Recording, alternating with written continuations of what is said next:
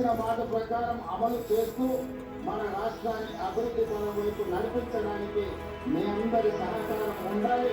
మెదక్ జిల్లా అభివృద్ధి విషయంలో, ఈ ప్రాంత అభివృద్ధి విషయంలో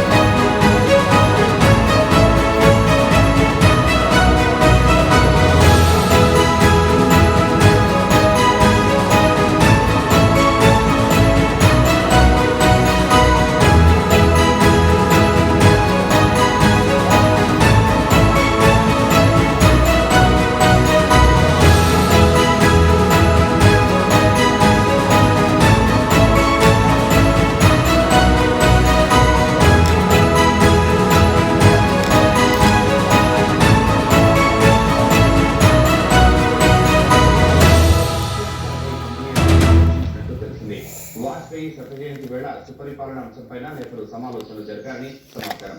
అసెంబ్లీ ఎన్నికలకు సంబంధించిన బిల్లులను ఇప్పటికే జేపీసీకి పంపినందున అక్కడ కూడా సమన్వయం ఆవశ్యకతపై చర్చించినట్లు తెలిసింది. మిత్రపక్షాల మధ్య సమన్వయాన్ని పెంపొందించుకోవడం సహా కేంద్ర ప్రభుత్వ పథకాలను లోక్సభ నియోజకవర్గాల్లో సమర్థంగా అమలు చేసే అంశాలపై చర్చించినట్లు సమావేశం తర్వాత తెలుగుదేశం లోక్సభ పక్ష నేత లావు శ్రీకృష్ణదేవరాయలు చెప్పారు. మరింతగా ఎన్డీఏలో ఉన్న ఎంపీలందరూ కూడా ఇంకా కోఆర్డినేటెడ్గా ఏదైతే దిశా మీటింగ్స్ అవుతా ఉన్నాయి, దిశా మీటింగ్స్లో కూడా ఏ విధంగా ఆ మీటింగ్స్ ఉపయోగించుకొని కావాల్సిన అభివృద్ధి కార్యక్రమాలు, చేసుకోవాల్సిన అభివృద్ధి కార్యక్రమాల గురించి మరింత లోతుగా అధ్యయనం చేసి వాటిని ఎవరి పార్లమెంట్లో వాటన్నిటిని కూడా ఇంప్లిమెంట్ చేసే విధంగా ఎలా ముందుకు వెళ్ళాలని వాటిపై ఈరోజు మీటింగ్లో జరగడం జరిగింది. ఎంతో పరిణామం. ఇప్పటికీ మీరు అందరూ చూశారు, ప్రతి ఒక్క మినిస్టర్ ఒక ఎంఐఎస్ హెడ్ చేస్తూ ప్రతి ఒక్క 15 మంది ఎంపీలతో గ్రూప్ ఫామ్ చేయడం జరిగింది. అందరూ చూశారు. మొన్న జరిగిన సెషన్లో కూడా ఆ గ్రూప్ మీటింగ్ జరిగింది. ప్రతి ఒక్కరికి ఒక ఎంపీ కూడా గ్రూప్లో పాల్గొంటున్నాం. వీటన్నింటినీ చేస్తా ఉందంటే మంత్రులు కోఆర్డినేటెడ్గా చేసే దానికి ఇవన్నీ కూడా చేస్తాం. దీన్ని చాలా చక్కగా జరిగింది. దీన్ని స్టార్టింగ్ అనుకోవాలి, ఇంకా దీనిపైన బిల్డప్ చేస్తాం. దేశంలో జలవనరుల అభివృద్ధికి అంబేద్కర్ చేసిన కృషిని కాంగ్రెస్ విస్మరించిందని ప్రధానమంత్రి నరేంద్ర మోదీ ఆరోపించారు. మధ్యప్రదేశ్లోని ఖజురాహోలో పర్యటించిన ప్రధాని కెన్ బెట్వా నదుల అనుసంధానం ప్రాజెక్టుకు శంకుస్థాపన చేశారు. ఓంకారేశ్వర్ ఫ్లోటింగ్ సోలార్ ప్రాజెక్టుకు ప్రారంభోత్సవం. కేంద్ర మంత్రి కిషన్ రెడ్డి, ఎంపీ లక్ష్మణ్ చెప్తున్నారు. కెమెరా పర్సన్ మధుతో విజయ్ V60 హైదరాబాద్. క్రిస్మస్ సందర్భంగా సూక్ష్మ కళాకృతులను తీర్చిదిద్దాడు పెద్దపల్లి జిల్లా ఓదెల మండలం మడక గ్రామానికి చెందిన రజనీకాంత్. చాక్పీస్ పై యేసుక్రీస్తు, క్రిస్మస్ స్టార్, పిల్లలకు బహుమతులు తీసుకొచ్చే శాంటా క్లాస్, హ్యాపీ క్రిస్మస్ అనే ఆంగ్ల అక్షరాలను తయారు చేశాడు. 3 నుంచి 2 సెంటీమీటర్లలో వీటిని తయారు చేశాడు రజనీకాంత్.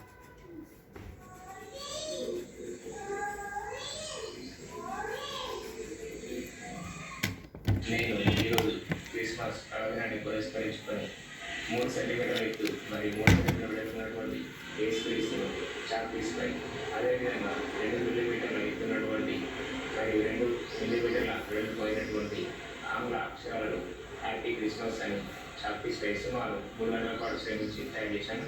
అదేవిధంగా 1 సెంటీమీటర్ ఎత్తు మరియు 1 సెంటీమీటర్ వెళ్తున్నటువంటి క్రిస్మస్ స్టార్ను, అదేవిధంగా 2 సెంటీమీటర్ల ఎత్తు మరియు 3 సెంటీమీటర్ల ఎత్తున్నటువంటి క్రిస్మస్ ట్రీలను కూడా నేను తయారు చేశాను. శాంటా క్లాస్ను 3.5 సెంటీమీటర్ల ఎత్తు మరియు 3.7 సెంటీమీటర్ల ఎత్తుతో కూడా తయారు చేశాను. ఉత్తరాఖండ్ లో ఘోర ప్రమాదం జరిగింది. అల్మోరా నుంచి హల్ద్వానీ వైపు ప్రయాణికులతో వెళ్తున్న బస్సు అదుపు తప్పి లోయలో పడిపోయింది. ఈ ఘటనలో 3 ప్రయాణికులు మృతి చెందగా పలువురికి గాయాలయ్యాయి. దీంతో మృతుల సంఖ్య మరింత పెరిగే అవకాశం ఉంది.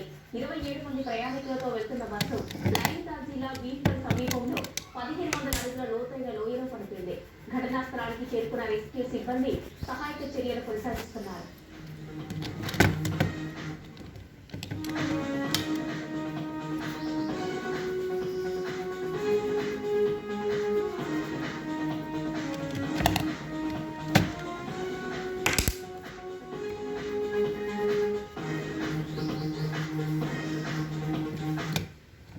గుంటెల షార్ట్ బ్రేక్ తీసుకుందాం.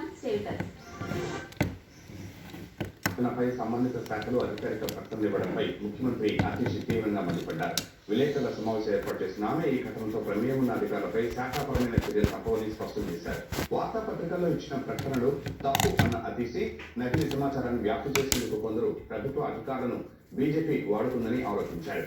కేజ్రీవాల్ ప్రకటించిన పథకాలతో ఆప్ మళ్లీ అధికారులకు వస్తుందన్న ఆర్టీసీ అందుకే బీజేపీ భయపడి దుష్ప్రచారం చేయిస్తోందని వివరించారు. అటు కేజ్రీవాల్ ప్రజల వ్యక్తిగత వివరాల సంతకాలతో డిజిటల్ మోసాలకు పాల్పడేందుకు కుట్ర చేస్తున్నారని ఢిల్లీ బీజేపీ అధ్యక్షుడు వీరేంద్ర సంజీవని యోజన, మహిళా సమ్మాన్ యోజన పథకాలకు రిజిస్ట్రేషన్ ప్రారంభించాలనుకుంటే అది ప్రభుత్వ అధికారిక వెబ్సైట్ లో ఆన్లైన్ పద్ధతిలో జరగాలని కేంద్ర మంత్రి హర్ష మల్హోత్రా అన్నారు. ఇలా చేయడం ద్వారా పెద్ద సైబర్ క్రైమ్ కి కేజ్రీవాల్ తెర తీయాలనుకుంటున్నారని ధ్వజమెత్తారు. కజకిస్తాన్ లో అజర్బైజాన్ ఎయిర్లైన్స్ కు చెందిన విమానం అటో నగర సమీపంలో కూలిపోయింది. ఈ సమయానికి విమానంలో 60 మందికి పైగా ప్రయాణికులు, 5 విమాన సిబ్బంది ఉండగా 28 మంది ప్రాణాలతో బయటపడ్డారని తెలిసింది. అయితే వారి పరిస్థితి ఆందోళనకరంగానే ఉన్నట్లు అధికారులు తెలిపారు. మిగిలిన వారు చనిపోయినట్లు తెలుస్తోంది. అజర్బైజాన్ రాజధాని బాకు నుంచి రష్యాలోని చెచెన్యాకు బయలుదేరిన విమానాన్ని పొగమంచు కారణంగా కజకిస్తాన్ కు దారి మళ్లించారు.